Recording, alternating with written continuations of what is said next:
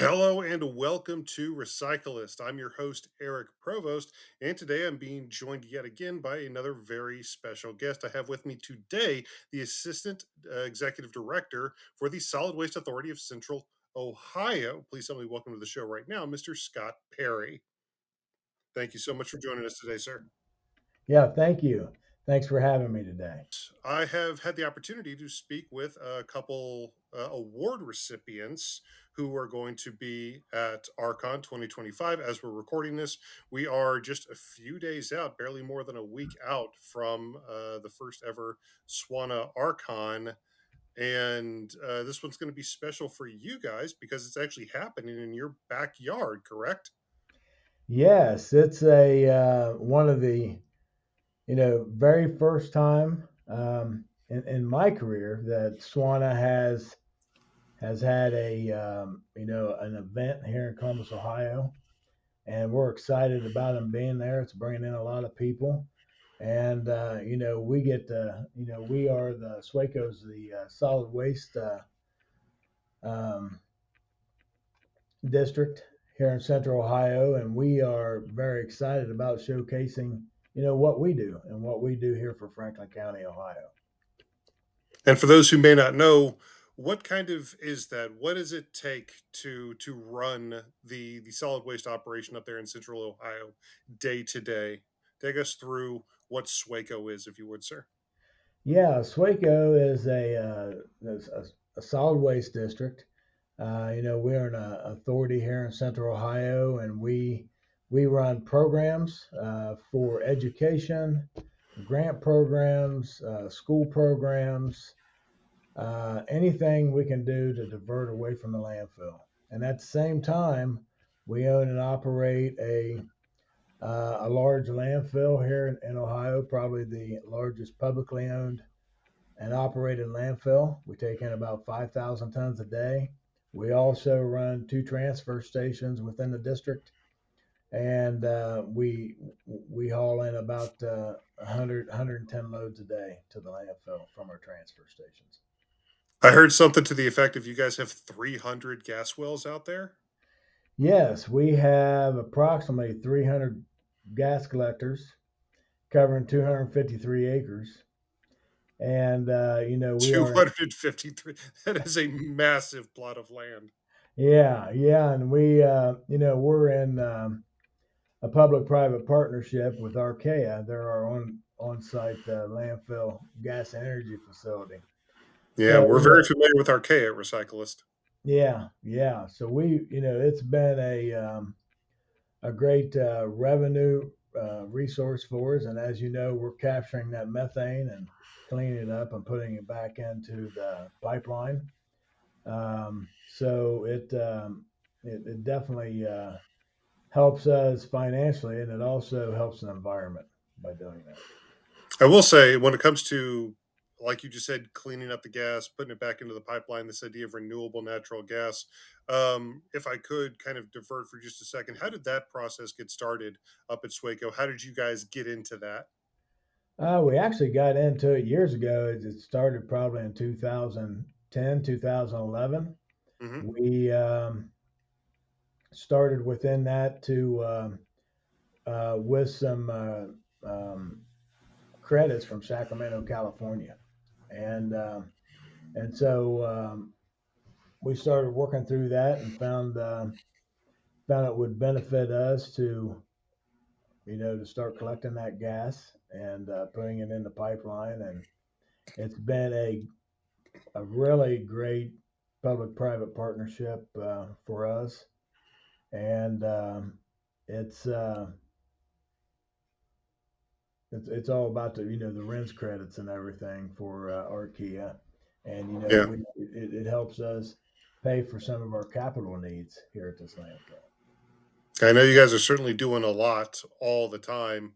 Um, Again, just to kind of get back to what I was originally trying to say, in terms of just day to day, what does it even take to run an operation like that? I mean, you guys say you take in 5,000 tons a day. I assume it's not just as simple as watching the trucks roll in. I assume it takes quite a bit more effort than that. For those who may not really understand what a landfill operation or a solid waste operation at that scale looks like, what are maybe some considerations that you guys have to worry about that people might not even think of? Yeah, one of the things I consider as a little different than a lot of landfills, we are a urban landfill, so we're right here tucked against Grove City, Hmm. and one of our with that many trucks come, we have close to 900 trucks a day come across our scale, so that's a lot of traffic coming down the highway and coming into our landfill. And at the same time, we uh,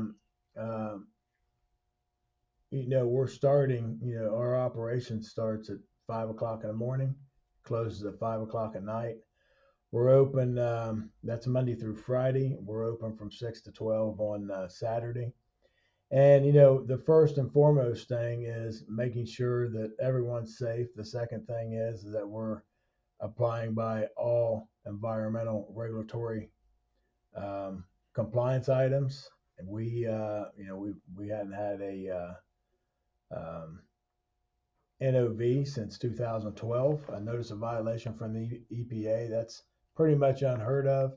So we really try to be a good neighbor to the city. Our employees here at SWACO, they focus on that every day to make sure that we're giving good customer service. We're running two shifts at the landfill, and we try to keep our turnaround times and good standing with the haulers. And it's a very busy place. A lot of trucks coming in and out, and once again, safety's number one of our employees and of our customers, and then of the community that we're operating in. Yeah, and you say you started adopting renewable natural gas, over a decade ago. So it certainly sounds like you guys are pretty amiable to new techniques, new technologies, new ideas. There's a lot of technology coming down the pipeline. Is there anything specific that you guys are looking at as trying to adopt? I know we've got these pretty little drones now that you see at landfills these days. I know there's a lot of new robots and technology, newfangled sensors, and new ideas coming out. Is there anything that really interests you, or you think could be a significant asset to the industry? Yeah, I think and I want to hope. I think most landfills are doing this now, but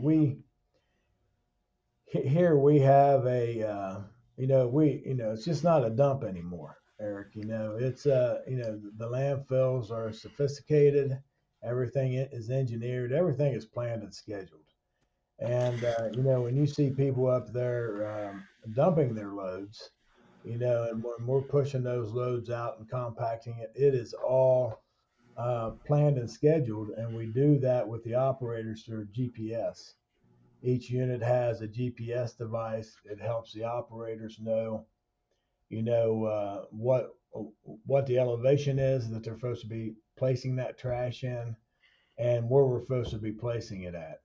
And so that keeps that very high level, and we know exactly, the dates, the times when that and where some of that waste come from, by that GPS. And with that, we do monthly flyovers because we have our own drone. We do monthly flyovers and uh, get the elevation, take snapshots and videos, and we come up with a monthly um, our monthly density, to see how well we're compacting. Right now, we're up to about 1,650 pounds of trash um, in a cubic yard. So that's pretty good for a landfill our size. We're looking to um, get that number up even higher. Yeah. And my CEO certainly agrees with you when it comes to kind of reframing this idea of a landfill or a dump. What was I think he used the term resource reclamation center or something as a potential new way to designate landfills, considering how often there are such sophisticated recycling operations and renewable natural gas, and very often landfills are kind of a ground zero for reintroducing essential materials and resources back into the pipeline, back into the commercial landscape, so to speak. So Yeah. I a lot of people that I've spoken to very much agree with your thought process that we really need to start reframing this idea of what a landfill or a dump is. Yeah, and I take it very seriously. Like I was saying, we haven't had we try to build good relationships, and that's with the communities around us. That's part of, that's just part of daily operating. Hmm. And having good relationships with the high EPA and Franklin County Board of Health for our regulations. Um, we try to make the landfill look aesthetically nice. We're putting out, um, uh, we actually, this is something new for us. We actually have some honeybees out there, and we've planted and working on pollinators around the sides of the landfill.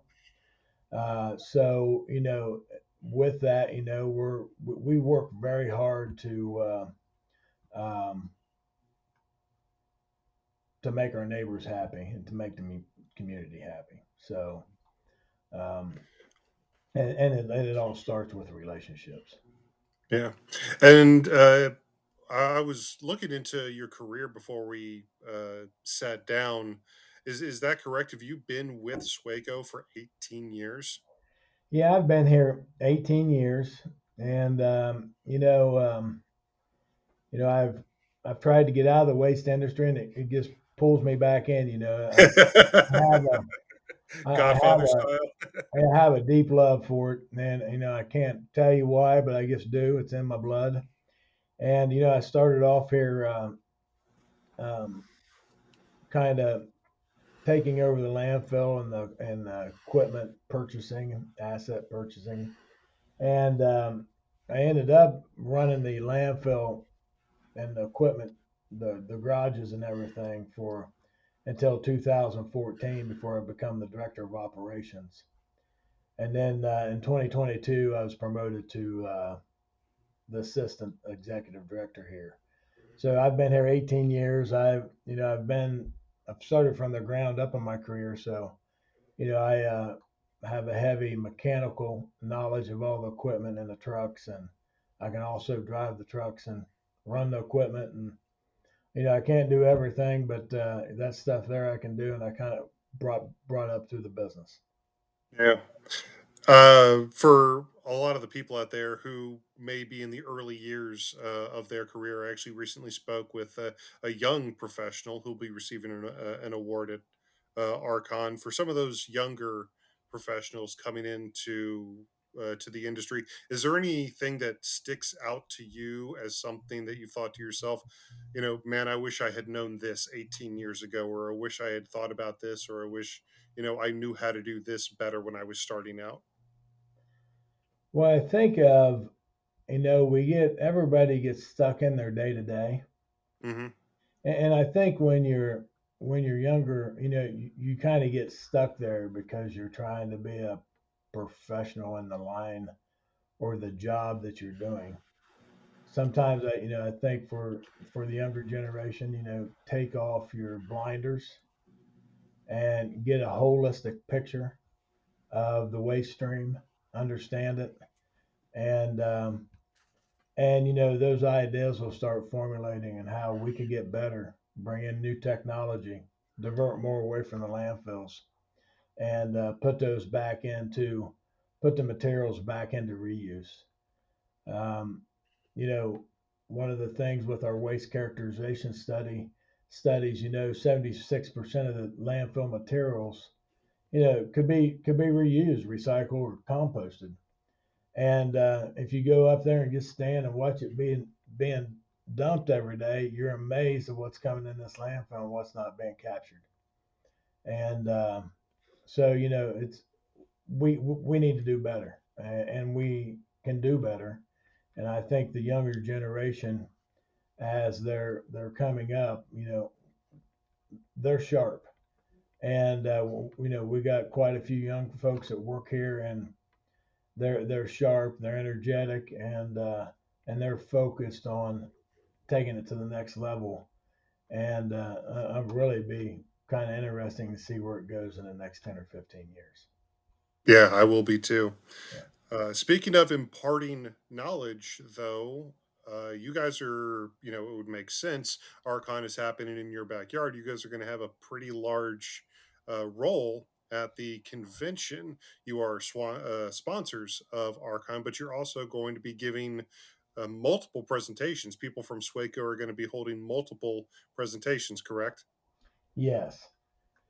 Yes. One of the first ones that's coming up is I think it's called Love It or Hate It, memorable Hmm. marketing for sustainable behavior change. That's where it's at, trying to um, market diversion, keeping uh, and trying to change behavior. And SWACO has worked very hard at that. You jump on swaco.org. We have a number of um, food waste sites, and a recycle right site. It'll tell you how to recycle, where the materials can go throughout Franklin County.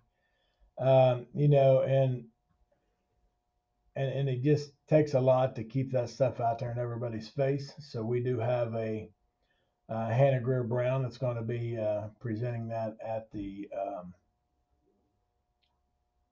at one of the sessions.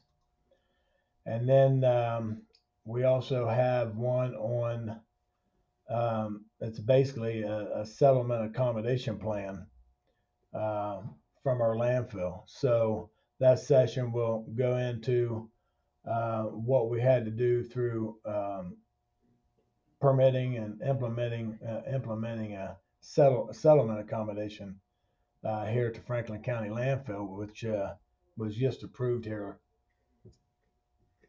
last year. And, obviously, I appreciate you guys doing a marketing presentation. That's very near and dear to my heart. Clearly, in terms of the other one, focusing on, permitting and stuff like that, is that something that you see people having difficulty with, or you see a lot of potential hangups and roadblocks that people run into? I think permitting landfills in the future is going to be harder and harder, and that's why that technology is more important about diversion. Because our focus shouldn't be just keep taking up land and digging holes to put trash in.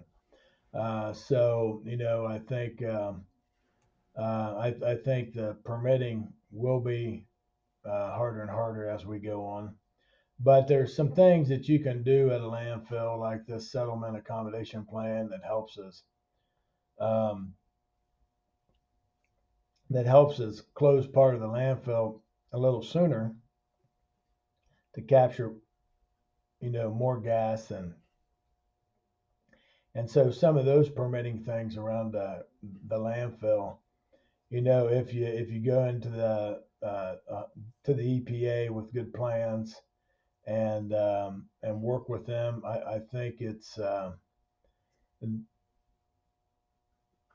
pretty easy. The it's not easy. You just have to work through it. The settle accommodation plan is actually one of the first approved in Ohio by the high EPA here in Franklin County. So um, they do it in other states. It's just new to Ohio, and we're doing the first pilot on it for the EPA.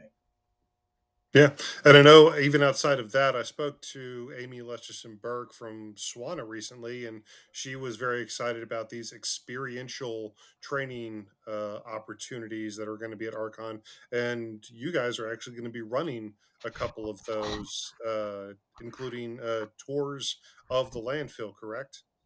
Yeah, so we'll be given, and it's a little different from past events, but we'll be given a, tour every day. So it's Wednesday, Thursday, and Friday. And we also a full tour of the landfill and of SWACO and what our programs department does for the county. And at the same time, we'll be doing back of the house commercial food scrap collection and at the convention center. So everybody will be can go to the convention center, take a tour of what we're doing down there to help divert food waste from coming to the landfill. And what can people kind of expect when they come to see your landfill, when they come to go on a tour of the Franklin County landfill? Well, I think when they come down here, they'll be surprised at the amount of waste we're taking. It's a large landfill. Where it's located, like I said, it's an urban landfill, so we're close.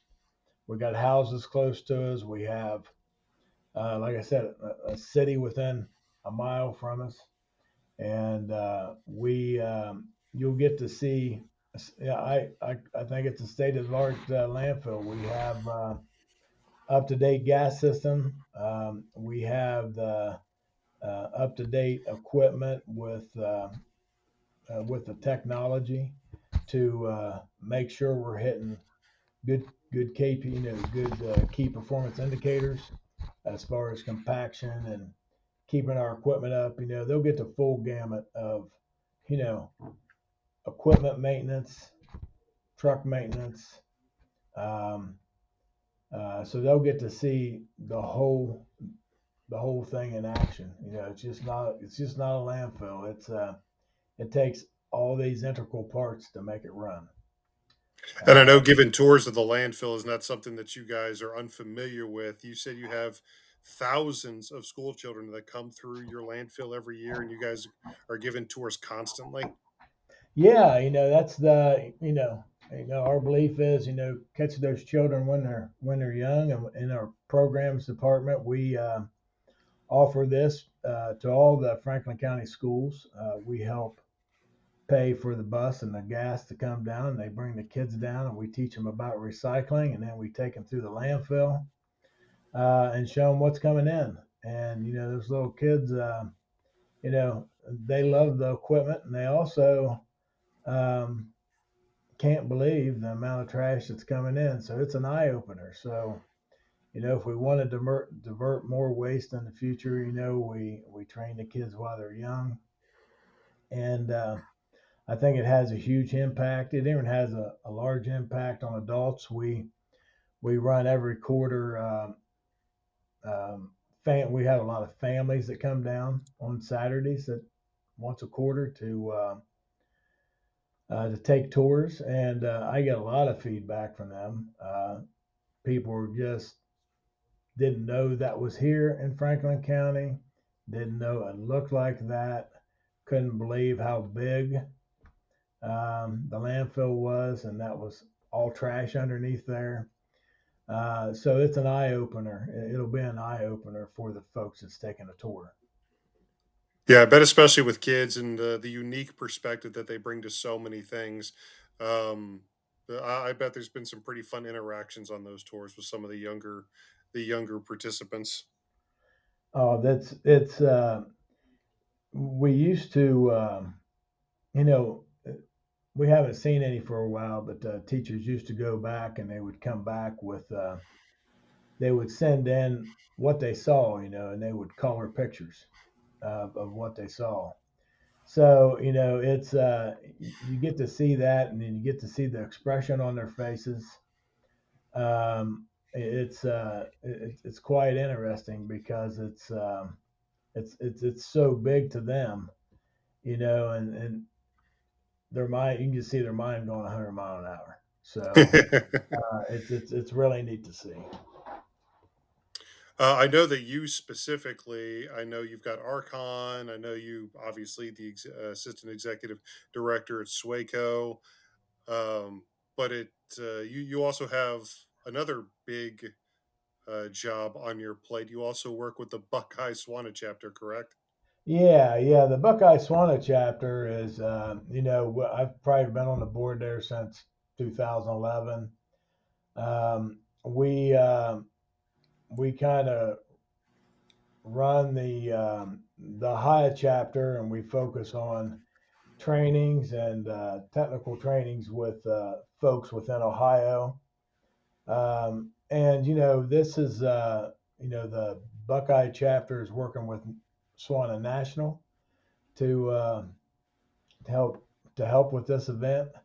And it's a like I said, it's a large event. Archon's a large event. It takes everybody to get it going.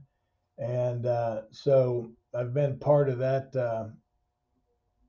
team, helping with Archon with the Buckeye chapter as well. So it's uh, it's been a rewarding experience, and and the people that you meet throughout the industry at these events and through the chapter is amazing. So for anybody out there, for any of the younger professionals that's getting into this, getting into local your local like a Swana or one of the other associations is good to be a part of because of the relationship building you build within the industry. And I love the fact that you just call it the Buckeye chapter, not the Central Ohio chapter or Cleveland or Columbus or anything like that. You just call it the Buckeye chapter. There's the sports fan in me really appreciates that. Yeah. Um, but yeah, obviously a ton of stuff on your plate, and I bet you guys are incredibly excited for Archon coming up in a couple weeks. And I definitely recommend and encourage people to check out those concurrent sessions that your people are going to be holding. Obviously, the marketing one with who is that, Hannah Greer Brown, Yes. and you had the one other on the permitting. Which one was that again, sir? It is the oh my goodness! It's the settlement accommodation plan and permitting, and it's with Matt Reardon, Adam Burleson, and Rick Buffalini with CEC. Awesome. And if anybody would like to know more about SWACO or about the operation that you have going on up there, how can they find out more? Or how can they reach out to you? Um, just best way to learn about SWACO is www.swaco.org. It goes through all of our programs and tells all about us. And within that website, I you'll be able to get a hold of my name and number, Scott Perry, the assistant executive director, and I will always here. Phone's always on, always here to help out. Awesome. Well, sir, I look forward to it. Hopefully, I'll get to see you in person here soon at Archon. Very much looking forward to that. Hopefully, I get to check out your landfill for myself. Yes, But I want to say thank you one more time for coming on Recyclist and telling us all about what SWACO has going on, what you guys have cooking up in Central Ohio. And once again, for everybody who wants to check them out, if you're available in the next couple weeks, again, November 11th through the 16th. Up here in Columbus, Ohio. Make sure to check us out at Archon. And outside of that, just make sure to check out swaco.org, and you can see all the things that they have going on up there at their landfill with the community outreach. If you want to take a tour, you can reach out to them for that. But once again, Mr. Perry, the Assistant Executive Director for the Solid Waste Authority of Central Ohio, thank you so much for joining me again, sir. yes. Thanks, Eric. Thanks for having me. And make sure once you've done all that, once you've checked out everything that SWACO has to offer, if you would do me a favor, make sure to check out Diamond Scientific. They are an industry leader in gas analysis, instrumentation, and solutions. You can check them out online at diamondsci.com. That's diamondsci.com. Or you can even set up a personalized presentation just by calling 321 223 7500. Once again, I've been your host, Eric Provost, and we will see you back here next week on another brand new episode of Recyclist. Thank you.